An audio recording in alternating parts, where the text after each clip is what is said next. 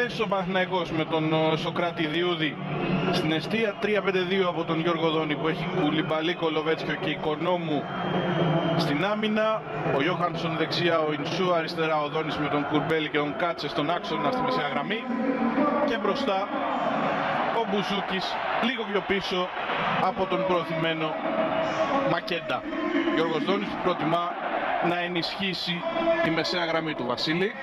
Καλησπέρα και από μένα. Βλέπουμε και την ενδεκάδα του Ολυμπιακού και αμέσως το σχολιάσουμε αυτό που έλεγες, Γιώργο, γιατί έχει ενδιαφέρον η επιλογή του κυρίου Δόνη αλλά και του Μαρτίνς απ' την άλλη. Οι επιλογές: ο Σάκ κάτω τα δοκάρια, Σισέ και μεριά κεντρικό αμυντικό δίδυμο, Ελαντελαούι δεξιά, Κούτρης αριστερά, Μπουχαλάκης, Γιλιέρμε οι δύο ανασταλτικοί μέση, Φορτούνης μπροστά τους, αριστερά Μασούρας δεξιά, Ποντένσε, Γκερέρο στην κορυφή. Τι σημαίνει αυτό? Ο Χασάν δεν ήταν 100% έτοιμος και εν πάση περιπτώσει ένας πολύ φορμαρισμένος επιθετικός δεν επελέγει στην δεκάδα, προτίμησε τον Γκερέρο. Και απ' την άλλη, στη μεσαία γραμμή περιμέναμε ίσως το ρίσκο του Καμαρά, που απ' την άλλη ο Ολυμπιακός, αν θέλει να σταματήσει, αν πούμε θέλει να σταματήσει κάποιος από τον Παναθηναϊκό, σίγουρα είναι οι ακραίοι back, αυτούς τουλάχιστον επισημαίνω εγώ και βλέπω, Γιώχανσον και Ινσούα, πολύ θετικά back που μπορούν να δημιουργήσουν πολύ καλές καταστάσεις για την ομάδα τους από τα άκρα με τις προωθήσεις τους φυσικά, αλλά ανασταλτικά έχουν και αυτό το ρόλο που λέγαμε, να σταματήσουν το Μασούρα